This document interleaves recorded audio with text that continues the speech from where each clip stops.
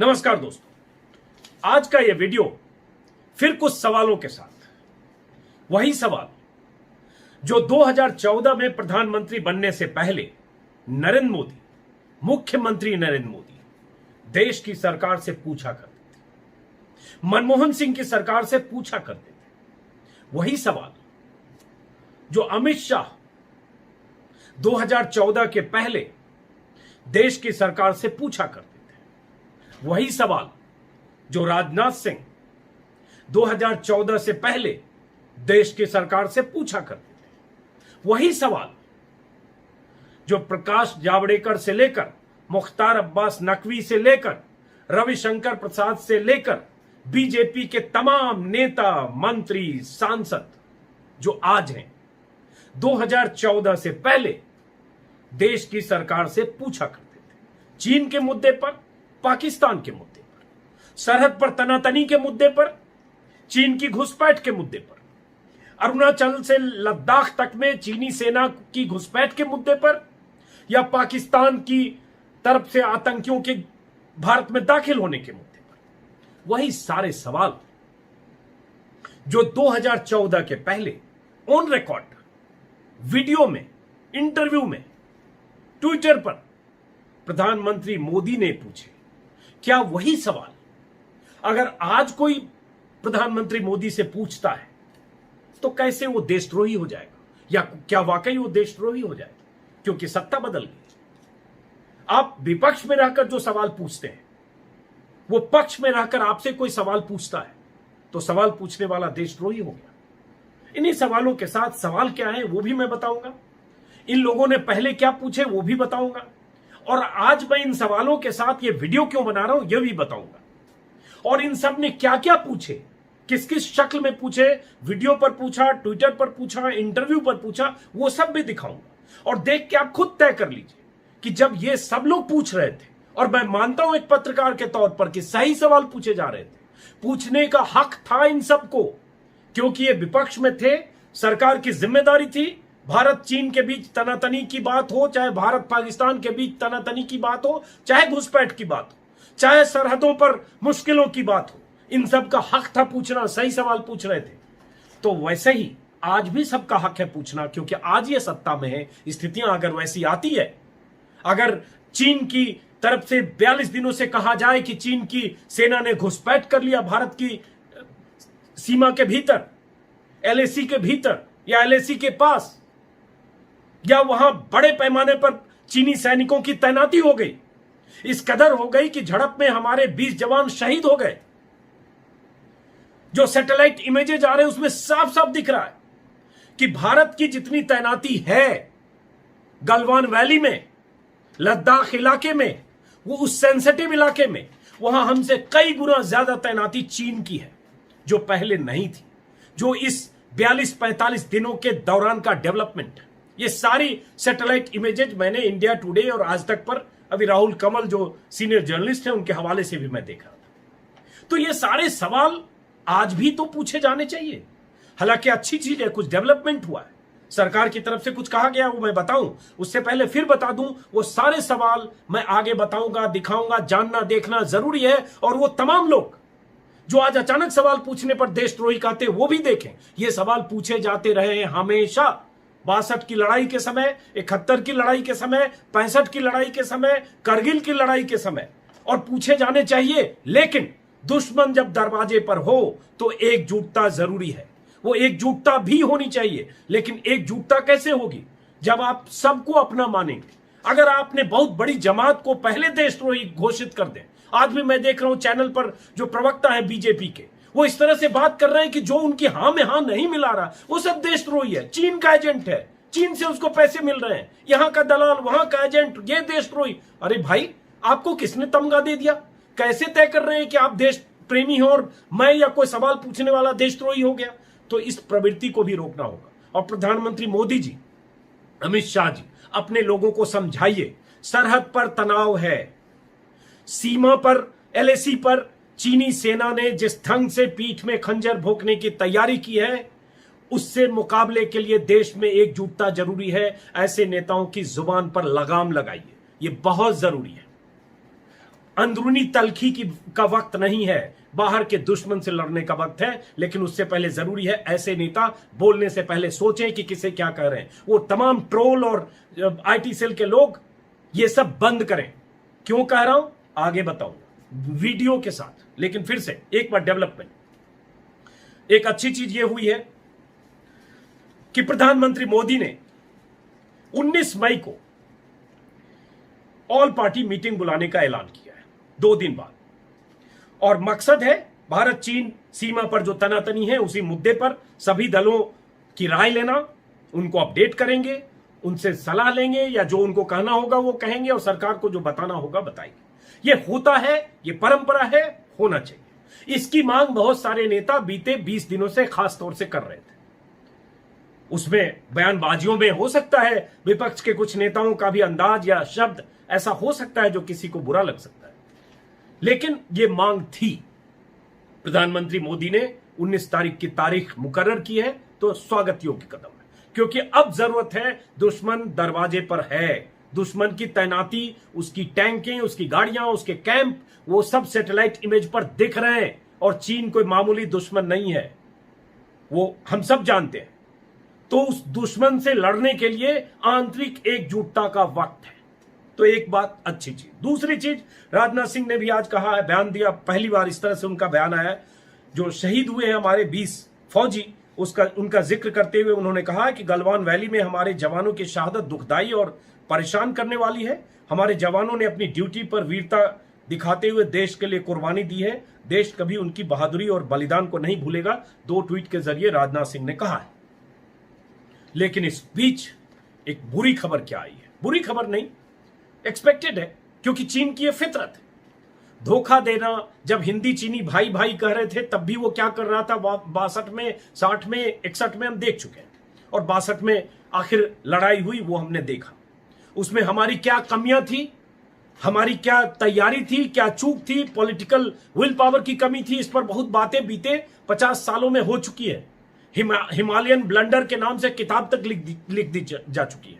इसलिए अभी उसका जिक्र बार बार एक बार फिर क्या हो रहा है कि आज का जिक्र करते करते आज की बात करने की बजाय आप 62 के लिए या नेहरू की तलाश करने लगते हैं। विलन मत तलाशिए, क्योंकि 6 साल से यह सरकार है। इस 6 साल में प्रधानमंत्री मोदी 6 साल में 5 बार चीन गए और मोदी मुख्यमंत्री के तौर पर उसके अलावा 4 बार जा चुके हैं। तो प्रधानमंत्री मोदी अगर प्रधानमंत्री के तौर पर 5 बार चीन गए, शी जिनपिंग भारत आ चुके हैं, साबरमती में झूले झूलने से लेकर महाबलीपुरम में समंदर के किनारे बैठने से लेकर और तमाम वो तस्वीरें हमने देखी है। इतनी यात्रा, इतनी मीटिंग। इंडियन एक्सप्रेस में मैं आज पढ़ रहा था कि आज ही के एक्सप्रेस में है कि 70 साल में इतनी चीन यात्रा किसी प्रधानमंत्री ने नहीं की। जब से मोदी सत्ता में आए हैं तब से आज तक दोनों मुल्कों के बीच 18 बार बातचीत हुई, चाहे 1-to-1 मीटिंग हो या मल्टीलेटरल मीटिंग्स, समिट के साइडलाइंस में बात हुई हो, पीएम और शी जिनपिंग की मुलाकातें हो। पीएम के तौर पर मोदी 5 बार चीन दौरा कर चुके हैं। महाबलीपुरम में जब पीएम मोदी और शी जिनपिंग मिले थे तो मोदी के दूसरी बार सत्ता में आने के बाद दोनों की तीसरी मीटिंग थी। इतनी मीटिंग्स तो आप नेहरू को छोड़ दीजिए, आपने 6 साल में क्या किया, क्या तैयारी की, कैसे आपने सोचा कि चीन को हैंडल करेंगे, इतने करीब जाने की कोशिश की, बुलाया, ये सब तस्वीरें दुनिया ने देखी। तो आप अपनी जिम्मेदारी ये सरकार अब ले। अब बार बार इतिहास में किसी को विलेन तलाश करके और उसके बाद इतिहास की तरफ से लौटने का वक्त नहीं है। तो यहां बात इसकी भी होनी चाहिए। और वो 62 की स्थिति और आज की स्थिति अलग है, भारत की भी और चीन की भी।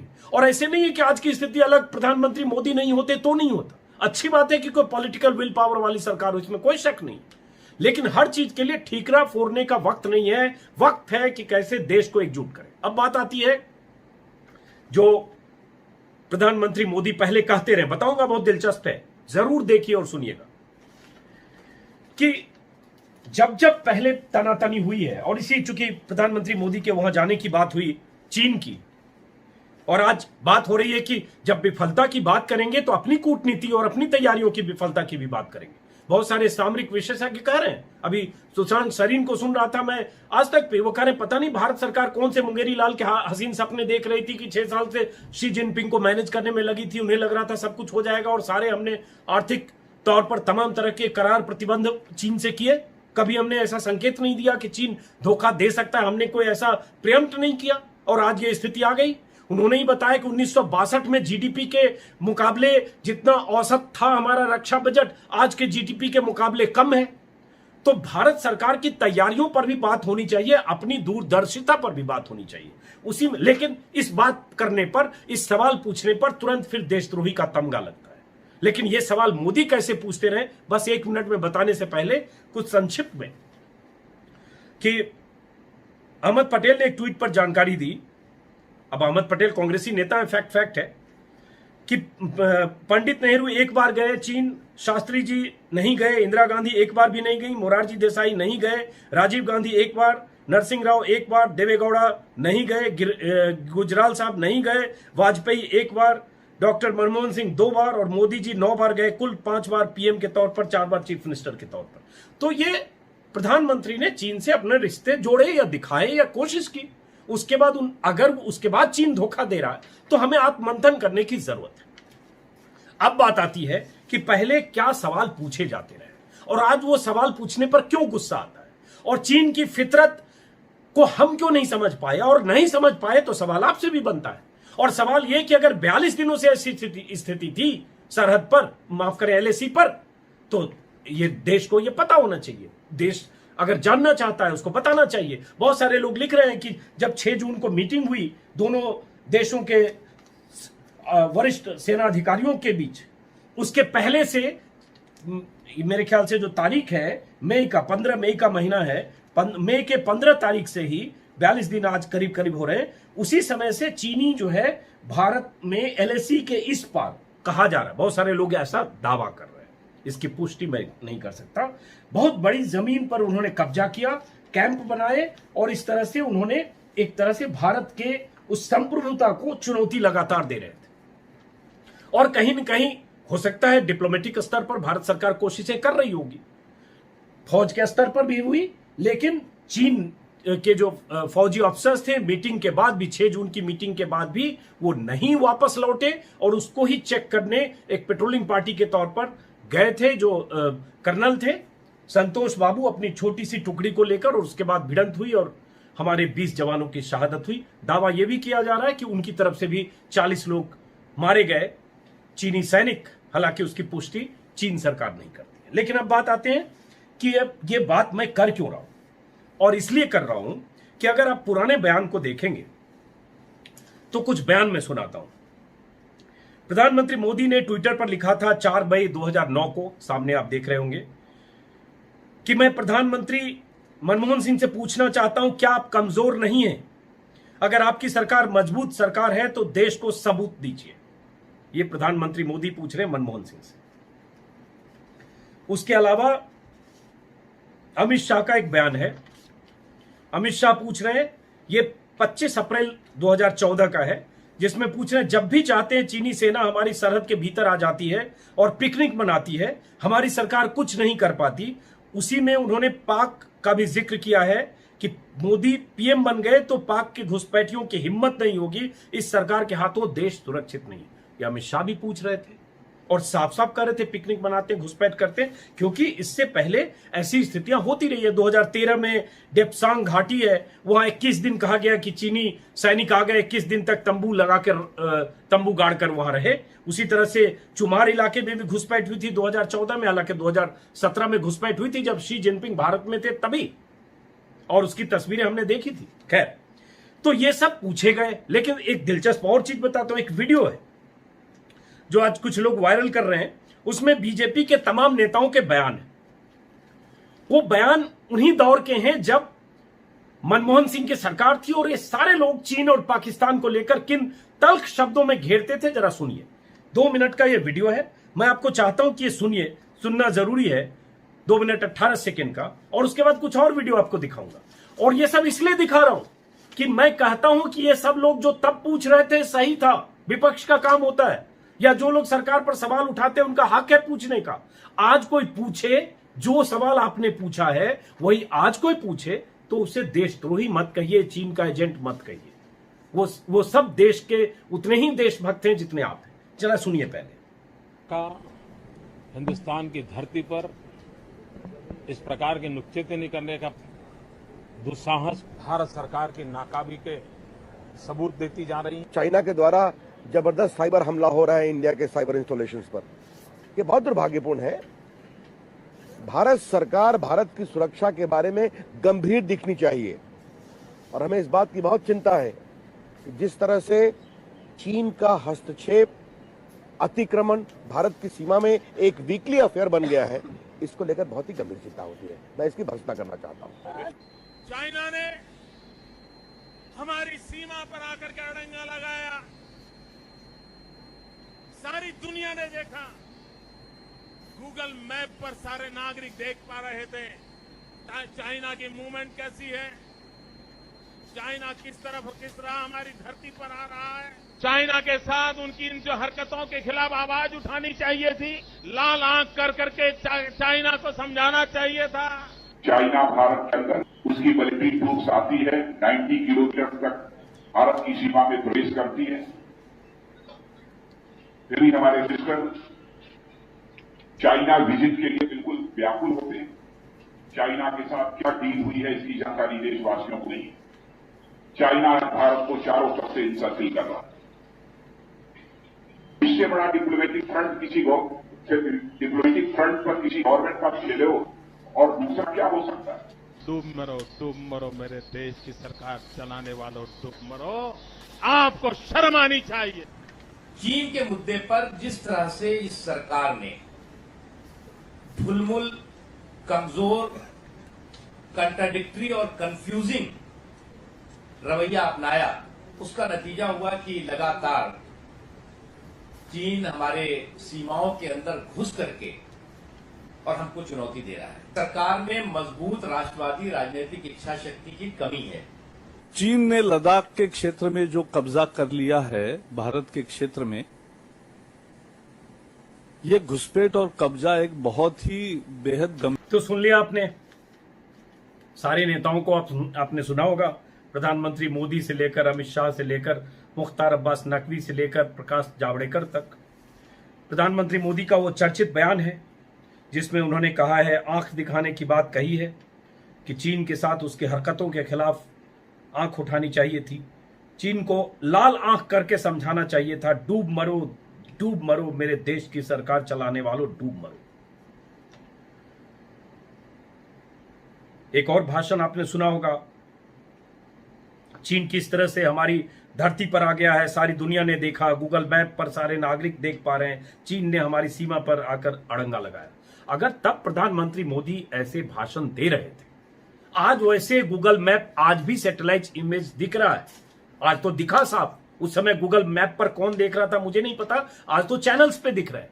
तो फिर लोगों का हक है सवाल पूछने का, विपक्ष का हक है सवाल पूछने का। विपक्ष का तो है ही कम से कम, क्योंकि आप तब विपक्ष में थे और आप सरकार में से सवाल पूछ रहे थे। तो विपक्ष अगर सवाल पूछता है तो उसे तुरंत चीनी एजेंट कह देना, दलाल कह देना, वामपंथी कह देना, पता नहीं क्या क्या कह देना। और ये सारे बीजेपी के प्रवक्ता कर रहे हैं। मजे की बात, न सिर्फ ट्रोल और आईटी सेल की ट्रोल आर्मी कर रही है, बीजेपी के नेता प्रवक्ता चैनलों पर आकर बोल रहे हैं, ट्विटर पर लिख रहे हैं। उस समय आपने सुना मुख्तार अब्बास नकवी क्या कर रहे हैं, तुकबंदी करने की आदत है, चीन के मुद्दे पर कर इस सरकार ने ढुलमुल, कमजोर, कंट्राडिक्टरी, कंफ्यूजिंग रवैया अपनाया। उसका नतीजा है कि चीन हमारी सीमाओं के भीतर घुसकर हमको चुनौती दे रहा है। देश को राष्ट्रवादी सरकार की जरूरत है। आज 6 साल से आपके हिसाब से देश में राष्ट्रवादी सरकार है। कंफ्यूजिंग, कमजोर, कंट्राडिक्टरी, ये सारा रवैया आज तब पर आप इल्जाम लगा रहे थे। लेकिन 5 बार प्रधानमंत्री मोदी चीन गए, शी जिनपिंग अलग अलग मौकों पर भारत आए, साबरमती से लेकर महाबलीपुरम गए, झूला झूलने से लेकर चाय नाश्ता, समंदर की सैर की, और उसके बाद चीन की सेना की घुसपैठ या वहां तैनाती, और उसके बाद हमारे 20 जवानों की शहादत, और ये 2017 में भी हुआ, फिर हो रहा है। इस पर क्या कहेंगे मुख्तार अब्बास नकवी साहब? और ये सवाल अगर आपसे कोई पूछता है या बीजेपी नेताओं से पूछता है, देशद्रोही हो जाएगा। प्रकाश जावड़ेकर भी यही बात कर रहे हैं। कि चीन ने लद्दाख में घुसकर कब्जा कर लिया और ये वो। राजनाथ सिंह भी कह रहे हैं महीनों तक जमे रहते। एक और बयान राजनाथ सिंह का आपको सुनाता हूं, दिलचस्प है, सुन लीजिए। और उसके बाद कुछ और चीज दिलचस्प, उसके बाद कुछ और जानकारी सुनिए एक बार जरा। राजनाथ सिंह का एक बयान है, वायरल हो रहा है, हो सकता है आपने सुना होगा, लेकिन सुनना जरूरी है, क्योंकि ये सारे बयान मैं इसलिए दिखा रहा हूं क्योंकि हम जैसे लोगों को या कोई भी आदमी, कोई भी पत्रकार अगर सवाल पूछता है, अगर सिर्फ चाटुकारिता करे ठीक है, हम यहां मिलाए ठीक है, अरे भाई ये काम है पत्रकार का और ये काम आपने निभाया है, आपने परंपरा आपने भी निभाई है। तो राजनाथ सिंह को सुनिए। चीन हमारे देश की धरती में घुस आता है, महीनों तक जमे रहते हैं, उसका जवाब देने की हिम्मत नहीं है, हाथ पर हाथ धरे यह बैठे रहते हैं। बहनों भाई, यह भारत के भी मान सम्मान स्वाभिमान की चिंता नहीं कर सकते। मैं तो यह भी कहना चाहता हूं, डॉक्टर मनमोहन सिंह जी, आपके यदि कलेजे में दम नहीं है, और वो तो उन लोगों को तो मैं जानता हूं, अरे आपके कलेजे में कांग्रेसियों दम नहीं है तो हमारे सेना के जवानों का एक बार खुला हाथ छोड़ दो, देखो वह कैसा करिश्मा कर दिखाते हैं। तो आपने राजनाथ सिंह को सुन लिया। राजनाथ सिंह भी जिस तलखी और तेवर के साथ बोल रहे हैं कि चीन आता है और हमारी धरती में घुस आता है, महीनों तक जमा रहता है, हाथ पर हाथ धर कर बैठे रहते हैं। मनमोहन सिंह, आपके कलेजे में दम नहीं है तो सेना के जवानों का खुला हाथ छोड़ दो। ठीक है, मैं मानता हूं कि सेना पर हमें भरोसा है, देश को भरोसा है, आप पे भी भरोसा है, हर सरकार पर भरोसा है। आपने विपक्ष का काम या विपक्ष की जिम्मेदारी तब निभाई, आज विपक्ष निभाता है तो कम से कम सवाल पूछने वालों को देशद्रोही मत कहिए, गलत परंपरा की शुरुआत मत करिए, और उसके बाद इंतजार और इंतजाम करिए कि कैसे चीन से मुकाबला करेंगे, इसके लिए देश को कैसे एकजुट करेंगे। ये बहुत मैं सकारात्मक बात कर रहा हूं आज तमाम उन बीजेपी समर्थकों से, ट्रोल से, प्रधानमंत्री मोदी समेत और उनके तमाम समर्थकों से। मैं सिर्फ सकारात्मक तौर पर बोल रहा हूं कि देश को एकजुट रहना जरूरी है, एक दूसरे को नीचा मत दिखाइए। सवाल पूछने वाला गुनाहगार नहीं है, क्योंकि आपने ये सब किया है देश में। अब एक टेलीग्राफ अखबार, ये सारे सवाल क्यों उठे? क्योंकि टेलीग्राफ की शानदार एक लीड है जिसमें डेडली प्राइस ऑफ डिनाइल करके टॉप लीड है, और उसके बाद टेलीग्राफ ने उसी में खबर में लिखा है कि 5 मई 2020 से ही केंद्र सरकार डिनाइल मोड में है। भारतीय सेना प्रमुख ने 13 मई को एएनआई से बातचीत में कहा कि there is nothing new in what has happened in the last week और 10 डेज। एक सप्ताह या 10 दिन में ऐसा कुछ नहीं हुआ, मतलब सब सामान्य है। यह टेलीग्राफ ने छापा है और एएनआई को इंटरव्यू में भारतीय सेना प्रमुख ने कहा 13 मई को। अगर यह भारतीय सेना प्रमुख ने 13 मई को कहा तो उसके बाद अगर दिखता है और ऐसा लगता है, ऐसा अंदेशा है कि चीनी सेना एलएसी के इस पार आकर जम गई है, और उसके बाद क्या हुआ हमने सोमवार की रात की घटना देख लिया, कहानी आ गई कि हमारे जवानों की शहादत हो गई, तो उसके बाद तो अब भी सवाल पूछने वाला गलत है। अब देश बहुत मुश्किल वक्त में है, इसमें कोई शक नहीं कि चीन के इरादे सही नहीं है। इसमें कोई शक नहीं कि चीन ने जितने बड़े पैमाने पर तैनाती की है गलवान वैली में, वो तैनाती सिर्फ पोस्चरिंग के लिए नहीं है। और इस तरह से, जिस तरह से प्रधानमंत्री मोदी ने अब ऑल पार्टी मीटिंग बुलाई, अभी खबरें आ रही है कुछ चाइना के कॉन्ट्रैक्ट जो आर्थिक करार हैं, कुछ कंस्ट्रक्शन के करार हैं, उस पर भारत सरकार रीथिंक कर सकती है। ये सब लंबा फैसला है, भारत सरकार अपने हिसाब से करे, देश को विश्वास में लेकर, सभी विपक्षी दलों को विश्वास में लेकर। मेरा सिर्फ इस वीडियो को खत्म करता हूं आप सबको ये कहते हुए कि देश को एकजुट होकर रहना, लड़ना जरूरी है। सेना सरहद पर लड़ेगी, लेकिन देश का हौसला और विश्वास हम सब जो जहां हैं वो बढ़ाएंगे अगर ऐसी किसी मुसीबत में हम फंसते हैं तो। लेकिन चैनल के सारे पत्रकार, सारे प्रवक्ता, सारे बुद्धिजीवी, एक तरफा सरकार के पक्ष में मुनादी करने वाले तमाम लोग मानेंगे नहीं। फिलहाल इस वीडियो को यहीं खत्म करता हूं। आप सबको नमस्कार। अगर आपने सब्सक्राइब हमारा वीडियो नहीं किया है तो कर लेंगे, मुझे अच्छा लगेगा। शुक्रिया।